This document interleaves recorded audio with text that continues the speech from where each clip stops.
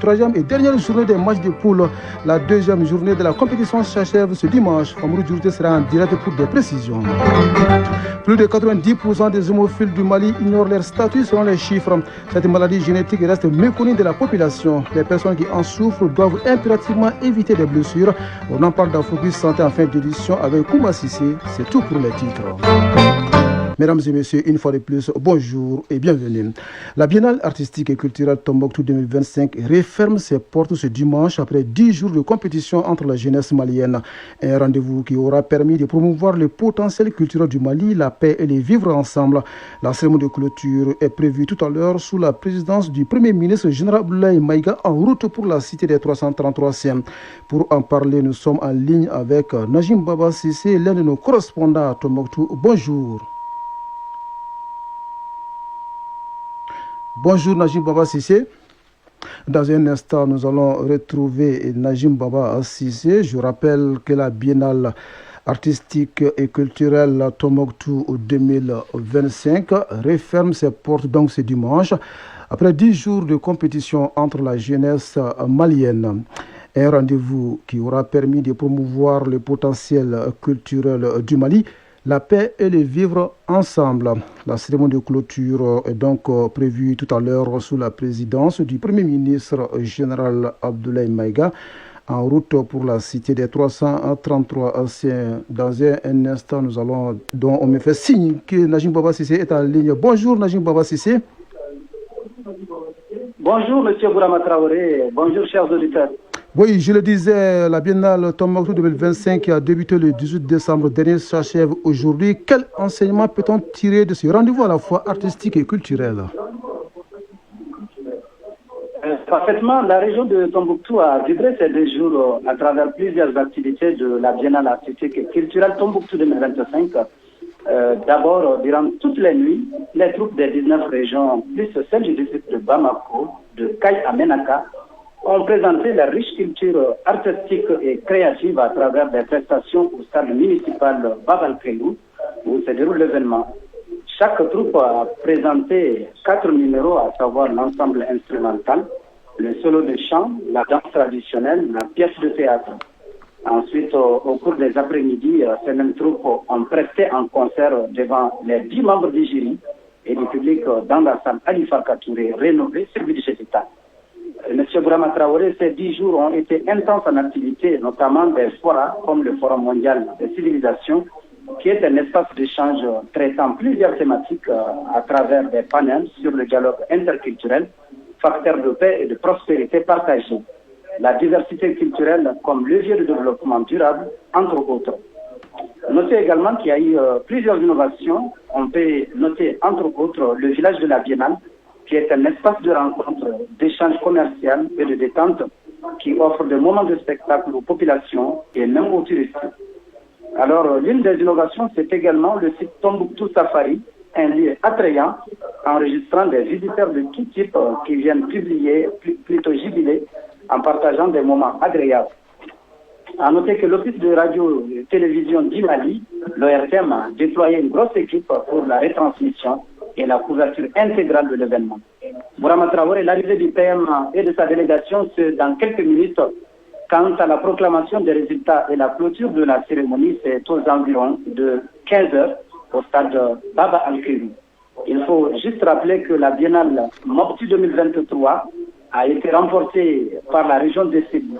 Alors, pour Tombouctou 2025, on connaîtra dans quelques instants la troupe victorieuse. Il est également nécessaire de souligner que la Biennale s'est tenue sans incident, et c'est là grâce à l'implication des forces armées maliennes qui ont pu véritablement sécuriser avec professionnalisme tout le déroulement de l'événement.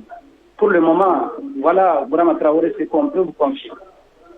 Merci beaucoup Najim Baba Sissé. Je rappelle que vous étiez en direct depuis Tombouctou. Merci pour toutes ces précisions. En attendant le bouquet final, les troupes de Tombouctou et de Taoudeni étaient sur scène pour étaler leur savoir-faire en danse, musique, théâtre et autres arts pour célébrer la richesse culturelle du Mali. Dans les visères des troupes régionales, occuper la première place du podium. Retour sur une soirée bien animée et colorée avec Salimou Konaté. Au stade municipal Baba Al-Kérou, la compétition bat son plein. L'avant-dernier passage des régions a enregistré la troupe de Tombouctou et celle de Taoudéni. La troupe de la cité des 333 saints, première à monter sur scène, enflamme le public avec son ensemble instrumental intitulé La sauvegarde du patrimoine immatériel de Tombouctou. La pièce de théâtre intitulée Le tissage de Yerkoy Banya et enfin la danse traditionnelle Tendebert Todoua, autrement dit, les oiseaux sont partis. Fadima Tandina, directrice de la troupe de Tombouctou. C'est des sujets d'actualité que nous avons abordés ici. Dans notre ensemble instrumental, c'est la sauvegarde du patrimoine immatériel et tout qui connaît Tombouctou et sa renommée, c'est que c'est un sujet indispensable pour Tombouctou. Par rapport au solo de chant, c'est l'unité autour de l'AS. Et ce solo montre l'engagement des peuples auprès de nos différents chefs d'État. Le troisième numéro, ce serait la pièce théâtrale. Et là, c'est en fait aussi une manière de moraliser notre jeunesse pour les guider de l'amusement vers le sérieux, comme on dit en soirée. Et maintenant, le dernier numéro, c'est la danse traditionnelle. Et cette danse, c'est en fait l'éternel combat entre les cultivateurs et les oiseaux granivores qui dévorent les champs de ces cultivateurs. Donc, on a essayé de schématiser ça. Le chef de l'exécutif est ému par la bonne exécution des différents numéros de la troupe. Contrôleur principal de police Bakoum Kanté, gouverneur de la région de Tombouctou. C'est une joie qui nous anime de voir que notre troupe a bien brillé dans les différents numéros mis en compétition. Et Inch'Allah, nous allons gagner. Même si Tombouctou n'est pas classé premier, Tombouctou a gagné parce que le fait de réussir l'organisation de la Biennale est une grande réussite pour les autorités de la transition, une grande réussite pour la région de Tombouctou. Quant à la troupe de Taoudéni, elle a également émerveillé le public avec sa prestation en solo de chant dédiée à l'AS, sa pièce de théâtre La Quête de l'or, suivie de la danse traditionnelle Lazalaï. Mahaman Dedeu Missaoud est responsable de la troupe de Taoudéni. Nous avons parlé de la paix, de la cohésion sociale et du vivre ensemble. Vous savez, chez nous, nous sommes une région cosmopolite où vivent toutes les ethnies. Donc, en réalité, on ne peut que parler de la paix, de la cohésion sociale et du vivre ensemble. Parce que c'est ce que nos parents, nos grands-parents nous ont légué. C'est un arbre touffu sous lequel on doit se trouver. Donc, à Taoudéni, pour vous dire que nous sommes un et indivisibles. Général de division, Mohamed Abdraman Ould-Meidou, gouverneur de la région de Taoudéni. Taoudéni présente sa culture parmi les autres régions. Donc je suis très satisfait de ce que je vois. Je trouve que Taoudéni il va gagner, Inch'Allah. Cette soirée riche en expressions culturelles sera inoubliable pour les milliers de spectateurs venus se ressourcer à l'école du savoir-faire artistique et culturel Tombouctou 2025. Tombouctou, Saloum Konaté, Mahamoud Askofari pour l'ORTM. Nous restons dans la cité du savoir où le mouvement Trait d'Union sensibilise sur la charte nationale pour la paix et la réconciliation nationale en marge de la Biennale, une activité qui entre dans le cadre de la vulgarisation de ce document de référence auprès de la population de Tombouctou. L'exercice vise à expliquer le bien fondé de recourir aux mécanismes halogènes pour la prévention et la gestion des conflits. Le compte rendu de notre envoyé spécial Bemba Sibi. La Charte nationale pour la paix et la réconciliation nationale est un mécanisme endogène pour réconcilier les filles et les fils du Mali et vulgarisé par le mouvement Trait d'Union en marge de la Biennale. La rencontre qui s'est tenue au centre Ahmed Baba est très symbolique car l'illustre savant a été de toute sa vie un artisan de paix, comme le rappelle le président de la délégation spéciale de la commune urbaine de Tombouctou, Yéya Tandina. Ahmed Baba, après avoir déporté pendant 14 ans au Maroc, à Marrakech, à son retour, les populations étaient sur les nerfs, voulant se venger contre les communautés marocaines. C'est ici, à cette place, où 160 érudits ont été froidement égorgés. Il a soulevé la main. Ne vous vengez jamais, ne prenez jamais la violence contre la violence, non. Ce trait d'union entre le passé et le présent, entre les mécanismes locaux de médiation et de résolution des conflits et la réalité de la crise, c'est ce que prend en compte la charte. Et c'est le document de référence pour une paix durable, a expliqué le ministre en charge de l'entrepreneuriat national, non moins présidente du mouvement Trait d'Union, Oumoussal Sek. On ne décrète pas la paix, on la construit ensemble. J'invite les femmes et les jeunes à accompagner résolument le président de la transition dans sa vision d'un Mali uni, indivisible, souverain, au service de toutes les communautés, sans exclusion ni partialité. Personne ne fera ce Mali à notre place. Les mécanismes endogènes, le dialogue sincère et la médiation communautaire sont des portes ouvertes pour l'avenir à la paix et aussi pour revenir à la paix. Ces mécanismes ne s'opposent pas à la justice moderne. Ils humanisent le processus de paix et de réconciliation, a souligné le ministre Sall avant de préciser à l'assistance que la paix n'est pas une capitulation, mais un acte de courage pour un développement durable. Tombouctou, Bemba Sibi et Maouloudou Tandina pour l'ORTM. Au-delà de la bonne organisation de la Biennale 2025, la région de Tombouctou a fait valoir les Djatigia, l'hospitalité malienne. La cité des 333 saints a grandement ouvert ses portes aux différentes troupes qui n'ont pas du tout été dépaysées. Pendant 10 jours de compétition, elles ont bénéficié de toute l'attention des 8 quartiers de la ville, un sujet auquel s'est intéressé notre correspondant sur place, Najim Baba Sissi. L'hospitalité légendaire du Tombouctou s'est exprimée dans toutes ses dimensions lors de la Biennale. Chacun des 8 quartiers de la ville, avec ses cercles jumeaux, se sont occupés du bien-être des troupes de 2 ou 3 régions au cours de leur séjour. Ces instants sont des grands moments de dévouement en faveur des hôtes, et cela dans la gaieté. Mahaman Alidji, chef du quartier Djingaraïber. Pour des hôtes de ce genre, rien n'est de trop. Et très honnêtement, même si on peut faire vraiment quand même, remettre échelle, on l'aurait fait. Mais nous avons dit qu'on va seulement se conformer vraiment à nos mœurs et coutumes. Donc c'est un petit geste que nous avons décidé de faire à nos frères. Mohamed Al-Husseini, chef du quartier Hamabangou. Il n'y a rien de mal, ils sont à l'aise, il y a l'eau, il y a tout. Les douches aussi sont propres, ils se lavent, il y a les nattes, il y a tout. Hamou Soumaïla, chef du quartier Badjinde. Chaque matin, nous sommes là. On peut dire toute la journée. Depuis que ça a commencé jusqu'à là, nous sommes là. Quartier Badjinde, notre commission est là, matin et soir, pour nous acquérir des conditions d'hébergement, des conditions de santé de nos hôtes, la troupe de Kidal et de Bamako. Certains quartiers se sont conformés à la culture de leurs hôtes pour un meilleur accompagnement, à l'image de Kabara et son cercle jumeau Saraféré, qui offre des céréales favorites à leurs hôtes de Koutiala et Nara. Handedo Meiga, représentant du chef du quartier Kabara. Nous les avons accueillis et installés.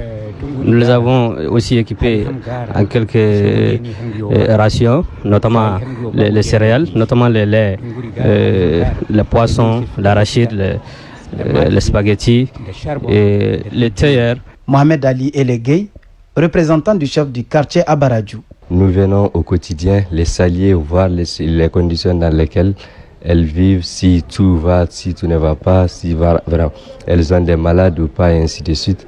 En même temps, nous avons pu les accompagner avec des baies, des sacs de sucre, en même temps des cartons de thé. Yahya Alamine Touré, représentant du chef du quartier Saraïkena. Notre cohabitation avec les autres se passe très très bien. On est très content de les accueillir comme hôtes. Depuis qu'ils sont là, on est ensemble, on vit ensemble, on mange ensemble. On fait tout ensemble. On a mobilisé toute la jeunesse, tous les quartiers Saraïkena pour qu'ils soient satisfaits. Le quartier Sankoré et ses cercles jumeaux, Direy et Tonka, se démarquent par leur djatigia. Ils ont axé leur hospitalité sur une tradition légendaire de la mystérieuse cité du savoir en offrant un méchoui à leurs hôtes. Les chefs des 2 délégations ont également eu droit à des turbans symboliques. Yuba Moulay Haïdara, chef du quartier Sankoré. Nous avons pu faire un méchoui avec 10 moutons. Les 2 chefs de délégation, on les a offert les turbans avec lecture du Coran. Draman Sissé, chef du quartier Bella Farandi. Nous avons pensé à leur apporter la télé avec grand écran pour qu'ils ne souffrent pas de voir les matchs. Cette hospitalité des quartiers est saluée par les différents responsables des troupes des différentes régions. D'ailleurs, ils invitent à s'inspirer de Tombouctou sur ce plan. Bemba Amara Diabaté, directeur de la troupe de Kita. Il fallait que je sois à Tombouctou, et réellement pour connaître la vraie valeur du Djatigia malien. Et moi, je souhaiterais et je demanderais à toutes les régions, vraiment s'ils pouvaient faire comme Tombouctou, sinon que plus que Tombouctou, c'est vraiment bon pour ce pays-là. Abdou Tomota, directeur de la troupe de Kidal. On est vraiment gâtés sur ce plan du Djatigia. Même aujourd'hui, on est parti faire un tour dans l'intérieur de la ville pour voir les sites de la ville de Tombouctou. Et c'est un guide de Bajinde qui était devant nous. Aliou Gariko, directeur de la troupe de Gao. Ôte-toi de ton bébé et mets à califourchon l'enfant d'autrui. Nous avons compris en fait que cette réalité demeure. La maxime a existé et nous avons trouvé que ça existe encore. Et nous pensons quand même que ça serait encore un fruit pour les générations à venir. Avec ce Djatigia, Tombouctou inscrit son nom en lettres d'or sur la liste des régions ayant abrité la biennale, avec les fils et filles du Mali sans incident. Tombouctou Najim Baba Sissé, Mauloud Tandina pour l'ORTM. Merci Najim Baba Sissé. Je rappelle que le Premier ministre Abdoulaye Maïga est en route pour Tombouctou où il doit présider dans moins d'une heure la cérémonie de clôture de la biennale au stade municipal. Une cérémonie que vous pourrez suivre en direct et en intégralité sur le réseau synchronisé de l'ORTM. Hors des frontières maliennes, le Niger appelle à la mobilisation générale pour la défense de la patrie. Un projet d'ordonnance qui en fixe les contours a été adopté vendredi en Conseil des ministres. Le texte prévoit des réquisitions de personnes et de biens pour préserver l'État contre toute menace intérieure ou extérieure et une campagne de sensibilisation citoyenne. Et cette nouvelle qui réjouit plus d'un au Sénégal, la prise de photos d'identité pour les documents administratifs n'est plus soumise à l'obligation pour les femmes de se dévoiler. Un communiqué du ministère de l'Intérieur vient d'y mettre fin. La mesure intervient après plusieurs incidents notés dans les lieux d'établissement des cartes nationales d'identité. Elle est applaudie par des organisations de défense des droits de l'homme, notamment issues des milieux musulmans. Du Sénégal, cap sur la Guinée, où ce dimanche est un jour de vote. 6,7 millions d'électeurs sont appelés aux urnes donc ce dimanche pour le premier tour de l'élection présidentielle. 8 candidats affrontent le président de la transition, Mamadi Doumbouya. Ce scrutin marque le retour à l'ordre constitutionnel après plus de 4 ans de transition. Bonjour Mohamed Sangaré. Bonjour Brahma Traoré. Vous suivez ce dossier pour Mali Actualité. Le président Doumbouya peut-il réussir son pari électoral malgré le boycott d'une frange importante de l'opposition? Brahma Traoré, c'est le jour J en Guinée. Plus de 6 millions d'électeurs sont appelés aux urnes ce dimanche, vous l'avez dit, pour le premier tour d'une élection présidentielle sous haute tension. Les bureaux de vote ont ouvert leurs portes à 8h30 ce matin. Le grand paradoxe de ce scrutin, c'est lui, le général Mamadi Doumbouya. À son arrivée au pouvoir, il avait juré de ne pas se présenter. Pourtant, le voilà bel et bien sur la ligne de départ. Pour ses partisans et son premier ministre Baouri, il est l'homme de la situation, celui qui doit consolider les acquis et bâtir ensemble. Candidat discret, presque invisible durant la campagne, il a laissé ses ministres occuper le terrain pour défendre son bilan. Face à lui, les 8 candidats tentent de bousculer l'ordre établi. Et on retient notamment Abdoulaye Yoro Baldé, l'ancien de la Banque mondiale, Faya Milono et Mili Mono, qui dénoncent sans relâche une stratégie de la terreur, et Makale Kamara, seule femme dans cette course à la présidence. Mais ce scrutin se tient dans un silence assourdissant, celui des ténors historiques. Alpha Condé, Seloun Dalen Diallo et Sidi Yaya Touré sont tous en exil. Les partis dénoncent une mascarade et ont ordonné le boycott. Un mot d'ordre qui fait craindre une faible participation et interroge déjà la légitimité du futur président. Sous l'œil des observateurs de la CEDEAO et de l'Union européenne, la société civile guinéenne est en alerte. Le réseau WANEP craint des affrontements entre partisans du vote et partisans du boycott.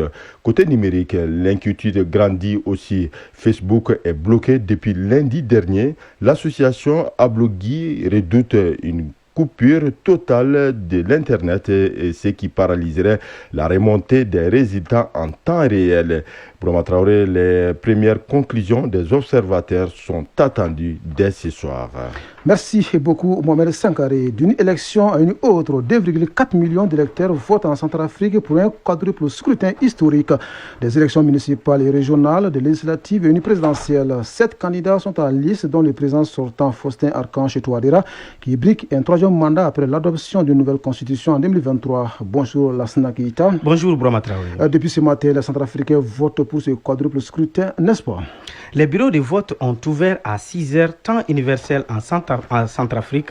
2,4 millions d'électeurs, vous l'avez dit, sont appelés aux urnes pour choisir un président, des députés, des élus régionaux et municipaux. Le président sortant, Faustin Archange Touadéra, candidat à sa propre succession, a voté à 11h heure locale, 10h GMT au lycée Boganda. Devant la presse, il a appelé à voter pour permettre au pays de se développer, de retrouver la paix et la sécurité. Face à lui, deux principaux rivaux, Anissé Georges Dologuélé et Henri-Marie Dondra, déterminés à empêcher un troisième mandat de Faustin Archange Touadéra, alors que ce dernier semble s'imposer hors de la capitale avec le déploiement de grands moyens pour une victoire afin de continuer son bilan jugé élogé, entre autres le redéploiement de l'État à travers des brigades de gendarmerie et des tribunaux et la stabilisation précaire du pays. Il faut signaler cependant que la sécurisation du scrutin reste un défi à relever. Face à cela, le pays semble prendre des dispositions avec ses partenaires pour le bon déroulement des opérations. Autre défi pour la Centrafrique, c'est de sortir le pays de l'extrême pauvreté. Selon les adversaires du président Touadéra, la reconstruction des hôpitaux, des écoles et certaines routes reliant les villes reste une priorité. La question des droits de l'homme et le quotidien des Centrafricains constituent d'autres préoccupations. En tout cas, Bourama Traoré, c'est un quadruple scrutin historique déterminant dans la vie sociopolitique du pays et est suivi de près par les observateurs. Merci Lansana Keita. Dans les mêmes registres, 8,7 millions d'Ivoiriens ont voté hier pour élire les 255 députés de l'Assemblée nationale. Selon la commission électorale indépendante, le taux de participation en soirée était de 32,34%. Dans l'ensemble, le scrutin s'est déroulé dans le calme. Aucun incident majeur n'a été signalé à l'échelle nationale, selon des observateurs. Pas d'élection ce jour au Congo-Brazzaville, mais les partis au pouvoir PCT appellent le président Denis Sassou Nguesso à se présenter au scrutin présidentiel du 22 mars 2026. Un appel lancé hier à l'ouverture du congrès du parti à Brazzaville qui réunit environ 3000 personnes, pour lesquelles le président Sassou Nguesso est le plus expérimenté de la vie politique congolaise et garant de la paix.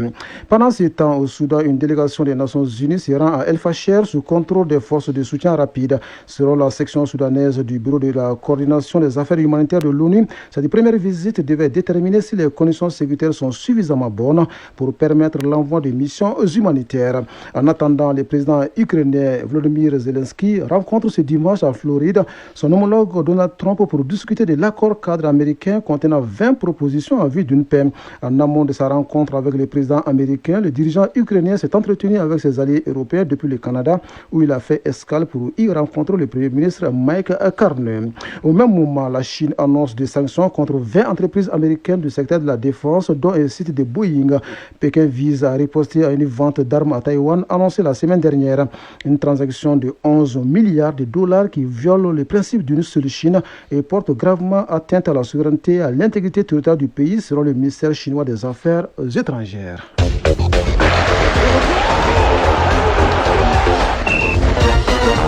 Ce générique annonce la page sport pour l'animé. Je reçois dans ce studio Famurou Djourté. Bonjour. Bonjour, Bourama Traoré. L'actualité sportive reste dominée par la CAN Maroc 2025. La deuxième journée de la phase de groupe s'achève ce dimanche.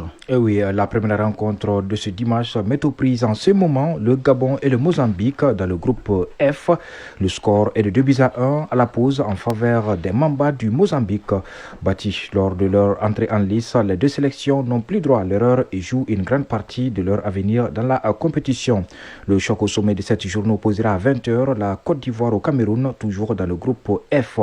Concernant le groupe E, après sa défaite inaugurale face au Burkina 2-1, la Guinée équatoriale affronte le Soudan ce dimanche 28 décembre à 15h GMT au stade Mohamed V de Casablanca. Le Soudan, lui, s'est lourdement incliné 3-0 face à l'Algérie lors de la première journée. À 17h30, les Fennecs et les étalons se retrouvent pour le leadership du groupe et pourquoi pas le biais du prochain tour par la même occasion. Les sélectionneurs des deux équipes étaient en conférence de presse d'avant-match hier samedi. Vladimir Petkovic, coach principal des Fennecs d'Algérie, s'exprime au micro de nos envoyés spéciaux. Cette seconde journée reste ouverte pour toutes les équipes. Vous constaterez qu'à part l'Égypte qui a gagné, le reste est très serré et nous connaissons le Burkina Faso. Le match reste difficile et ouvert. Ce sera un match du genre. Tout reste possible pour toutes les deux équipes.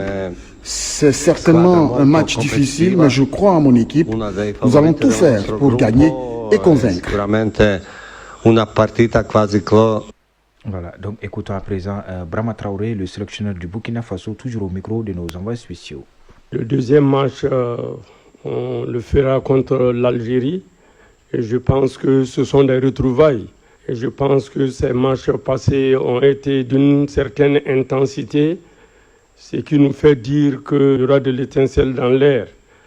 Mais je pense que nous avons besoin de faire un match intelligent parce que nous sommes venus pour aller très loin dans la compétition et être présents le 18 janvier à la finale. Voilà, hier, le Nigeria a rejoint l'Égypte en 8e de finale suite à sa victoire 3-2 sur la Tunisie. La troisième journée des groupes démarre demain lundi 29 décembre. Le Mali jouera contre les Comores. En conférence de presse ce matin, le sélectionneur des Comores, Stéphane Cousin, a fait cette déclaration. Pour rivaliser avec le Mali, il faut qu'on soit au top physiquement et techniquement. Le Mali a une équipe très forte, mais on est prêt à créer l'espoir car il y a de la place. Nous allons tout faire pour saisir notre chance.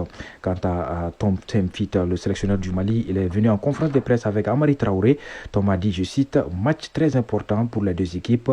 Il faut gagner pour continuer l'aventure. Il faut reconnaître que les Comores ont une belle équipe. On les respecte, mais on n'a pas perdu. Fin de citation. C'est un match difficile. Notre objectif, c'est de gagner et avancer. Les Comores ont une bonne équipe. C'est un adversaire à prendre au sérieux car ils ont la possibilité aussi de se qualifier tout comme nous. C'est à nous de faire le job et se qualifier pour le prochain tour. Il faut arrêter de faire le calcul. Nous avons notre destin en main, dixit Amari Traoré. Comores Mali, c'est ce lundi à 19h GMT. Nous revenons ici au Mali où la 6e journée du championnat national de Ligue 1 prend fin cet après-midi. Oui, le FC Malicoura reçoit Afrique Football Elite AFE au stade Vincent Koulibaly et l'USFA s'affronte l'association sportive de Korofina au stade de Mamadou Konaté. Les deux matchs se jouent en même temps, 16h GMT. Hier samedi, Binga FC et FC Diara se sont neutralisés un but partout. Bakarijan et Real ont fait match nul également 0-0. L'US Bougouni s'est incliné 2-0 face au de l'UAC. Le stade malien de Bamako a dominé Derby Academy 3-0. En ouverture, vendredi, 11 créateurs et l'US Bougouba se sont quittés sur un score de parité 0-0. Au classement, l'AS Real est toujours en tête avec 14 points devant le FC Dira 13 points et Binga FC 11 points. 11 créateurs et le FC Malikoura occupent les deux dernières places du classement. Terminons par la Super Coupe de handball. L'AS Sigui de Kaye Dam et l'USFAS Monsieur remportent les trophées 2025. Oui, la finale féminine a opposé le Sigui de Kaye et le Centre Omnisport de Lafiabougou COL. Comme il fallait s'y attendre, elle a tourné en faveur des championnes du Mali en titre, Sigui de Kaye, qui se sont imposés, les joueuses du Sigui de Kaye se sont imposées sur un score de 35-32. La finale masculine qui mettait aux prises l'USFAS et le COL, Centre Omnisport de Lafiabougou, a été remportée par les militaires sur un score de 33-24. Les finales de la Super Coupe Marcel Dako, qui marque l'ouverture de la nouvelle saison, se sont disputées hier samedi dans la salle Abdallah Maman Aïdra du stade du 26 mars. Les deux finales étaient présidées par le président de la Fédération malienne de handball, le commissaire-colonel Cheikh Mamadou Chérif Tunkara, en présence du vice-président du Comité national olympique et sportif du Mali, Senosm Wahabou Zoromi. Merci Famourou Djourté pour cette actu des sports. Pour faire du sport, il faut être en bonne santé. La santé, on en parle juste après ça.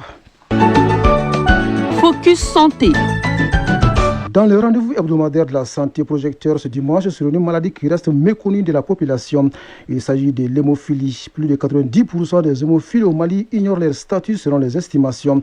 Les personnes qui en souffrent doivent impérativement éviter des blessures pour ne pas perdre beaucoup de sang.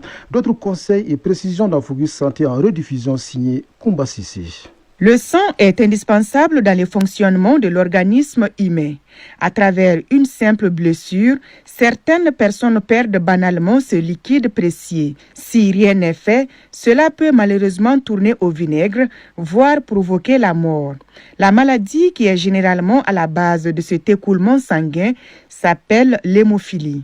Il en existe deux types, A et B. Professeur Yacouba Diallo, hématologue. Il y a une forme qu'on appelle l'hémophilie acquise qui est purement immunologique, qui est associée à d'autres maladies et qui peut arriver chez tout le monde. Donc c'est une maladie d'origine liée au chromosome X que nous héritons de nos parents le plus souvent.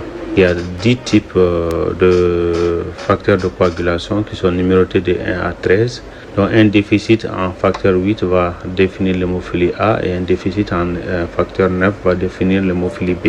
Chez ces patients, le plus souvent, pour des blessures moindres, le malade va commencer à saigner pendant longtemps. Et si rien n'est fait, le malade peut mourir d'une blessure banale, comme par exemple une circoncision, une petite égratignure, même pendant les règles. Les femmes peuvent perdre leur vie à cause de ces saignements abondants. En plus de la perte du sang, les hémophiles souffrent aussi des douleurs et des gonflements articulaires. Magan Touré et Mamadou Diarra souffrent tous de l'hémophilie. C'est suite à la circoncision que la maladie a été diagnostiquée chez eux. Si je tombe et que je me blesse, le sang ne s'arrête pas. Quand je marche longtemps, mes pieds gonflent aussi. J'ai souvent des maux de tête aigus et des vertiges. Je ne peux pas jouer au ballon et je fais très attention aux objets tranchants. C'est lors de la circoncision que la maladie a été découverte chez moi, car j'ai perdu beaucoup de sang. Je souffre de douleurs articulaires. Koulibaly Koumba-Sidibé a également des hémophiles chez elle. Aujourd'hui, le seul traitement possible pour réguler la coagulation du sang est l'injection. C'est pourquoi les hémophiles reçoivent chaque mois une dose de piqûres. Professeur Yacouba Diallo, hématologue. C'est un traitement à vie, c'est-à-dire que quelque chose qui est lié à notre constitution, on ne peut pas le guérir totalement, mais on peut donner des traitements pour arrêter les saignements en cas de blessure parce que la cause étant connue, donc il suffit juste d'apporter des concentrés de facteurs. Pour lutter contre cette maladie, les pays en voie de développement doivent relever certains défis. Professeur Yacouba Diallo. Les défis, il faut considérer 3 niveaux. Le premier niveau, ça c'est au niveau du diagnostic. Je crois qu'au Mali, on a fait un grand pas, mais il y a encore des choses à améliorer parce que en dehors de l'hémophilie A, B, et chez l'homme, il est difficile de faire le diagnostic chez la femme. Parce que ça demande de faire des tests génétiques spécifiques que nous n'avons pas à disposition ici. Alors, le second défi, c'est surtout l'accès aux médicaments. Le troisième défi, ça c'est l'accès à l'information. Il y a beaucoup de faux clichés, des stigmates, des faux stéréotypes qui sont associés à l'hémophilie par suite de méconnaissance. Au Mali, sur la population de 22 millions d'habitants, selon les estimations de la Fédération mondiale, il existera à peu près plus de 3800 hémophiles attendus. Pour tout saignement qui ne cesse pas, approchez immédiatement les structures sanitaires pour une prise en charge rapide avant que le ou la malade ne se vide de son sang. Merci et Koumba Sissé. Cette page santé met un terme à cette édition, la deuxième de Mali Actualité. Elle vous a été servie par Bintou Traoré à la mise en onde, Abdul Aziz Koulibaly à la mise en ligne et au micro Brahma Traoré. Merci à Lansana Keita qui m'a aidé à la préparer. Lansana Keita que vous allez d'ailleurs retrouver juste après moi pour la synthèse de l'actualité de la semaine. Le prochain rendez-vous avec l'information, c'est à 19h30. Grand merci à vous de nous avoir suivis. Excellente fin de journée à vous, où que vous soyez.